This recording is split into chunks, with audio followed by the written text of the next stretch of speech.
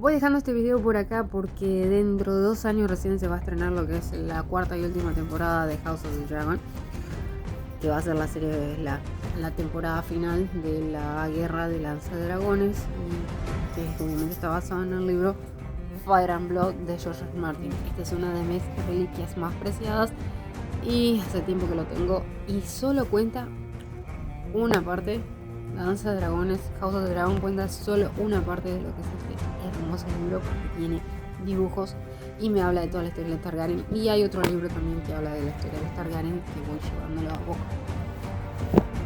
Con respecto a lo que es esta tercera temporada, tengo spoilers y ciertos para corregir de lo que fue la tercera temporada comparado con lo que es los libros, que tiene muchos errores. En la segunda temporada, George R. Martin dijo que ese ya no era su historia, que es lo que estaba contando en la serie, ya no era su historia. Recordemos que hay varias diferencias, que cambiaron personajes y la adaptación no gustó a todos. Primero, voy a hablar de spoilers de los cambios que van a ser. ¡Wow! En Juego de Tronos y Game of Thrones obviaron muchas cosas y nos quedó mucho por haber cambiado, que quisiéramos haber visto en realidad.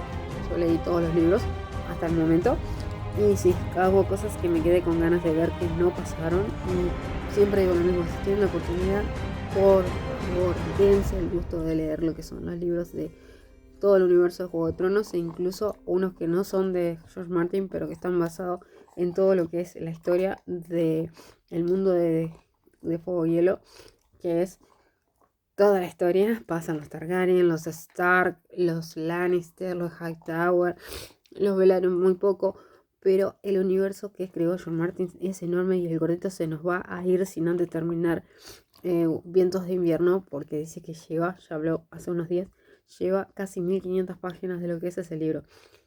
Y hay libros que sí, que son largos y tuvieron que dividirlos, según la editorial, los dividieron en 2 partes. Hablando de spoilers, la diferencia entre en lo que es esta tercera temporada comparado con los libros, la que a mí me resultó bastante insípida, y por qué hicieron eso, fue cuando desvivieron a Elena. Sí, sabemos por el libro que Elena se desvive sola y pasa exactamente eso, se tira por el balcón, sí, termina lastimado por lo que son las picas de ese lado del castillo. Pero ¿por qué eligieron desvivirla embarazada?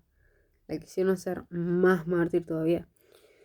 En el libro, al momento de que pasa lo de hijo por hijo, cuando Sangre y Queso matan a lo que es a lo que son los hijos de Aegon, a Jaehaerys, al hijo de Aegon, la escena es mucho más brutal, que eso fue algo que en sí en la temporada, en la serie estuvo bastante fea, porque tenía que ser fea, pero en el libro es mucho más feo, porque en los libros el hijo menor de Aegon está vivo.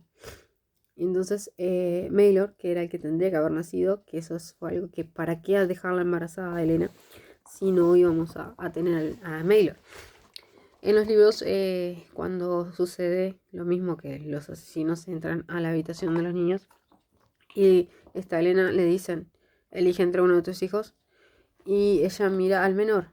El que muere igual es Jaehaerys, porque como que dijo, sacrificó al menor para que sobreviva al mayor, pero en realidad el que sobrevive es Maelor. Eso era una de las diferencias. Entonces no entendí por qué dejaron vivir a Elena, la dejaron embarazada para que el niño no naciera. Eso sí quedó feo.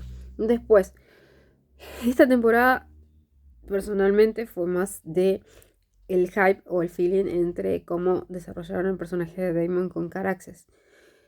Y ahí hubo algo también de lo que es el lado de Daemon que sacaron, que cambiaron totalmente el personaje de Reina Targaryen, la hija.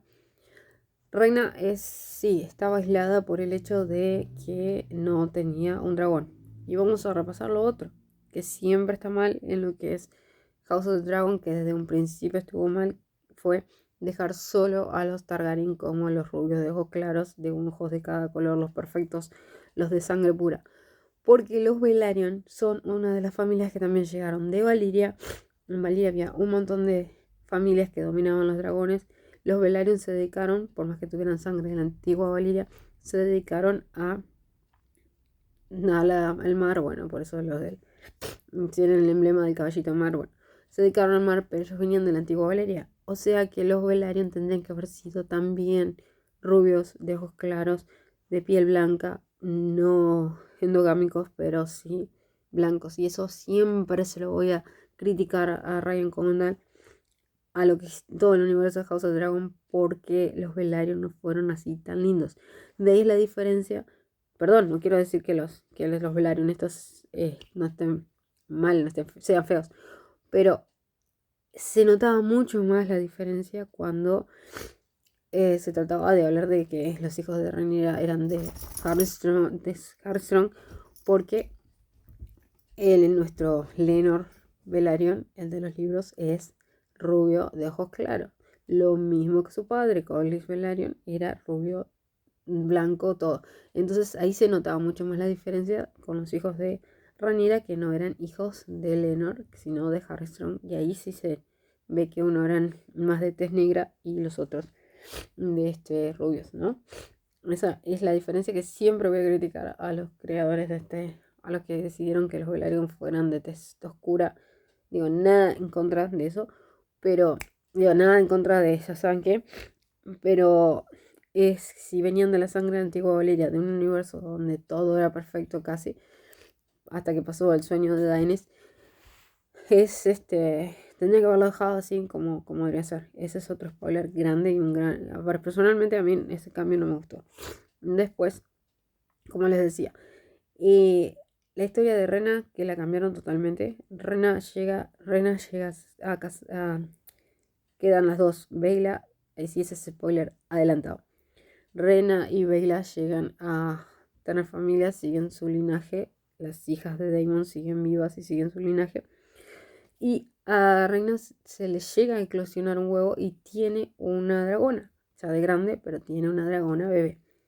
En la historia que quieren vendernos en la serie, transforman el personaje de Reina con el de Ortigas. Ortigas se supone que es una bastarda que, al parecer, cómo podía dominar a Robaovejas. Hay quienes dicen, porque claro, los cuentos de lo que está escrito en House of the Dragon, o lo cuentas en el Champiñón, o lo cuenta el Septón, son diferentes historias. Hay quienes dicen que Ortigas era una hija bastarda de Daemon, que por eso fue que pudo reclamar a Robaovejas. Y junto a a Ortigas, una plebeya del Valle de Arryn. Sí, Robaovejas vive en el Valle de Arryn. Junto a Ortigas, Daemon se pasa casando a Veigar. Y junto, o sea, Caraxes, Robaovejas quieren casar a Veigar y a Aemon, que andan en la vuelta. Por eso, en un principio pensamos que tal vez lo de Reina lo iban a usar como que Reina y Daemon iban a casar a Veigar y Aemon. Pero no quedó nada, o sea, solo se pelearon. Sí, nos dieron una buena pelea entre dragones. Y como decíamos, lo que más me gustó esta temporada fue el vínculo entre Daemon y Caraxes. Matt Smith sigue siendo un buen actor.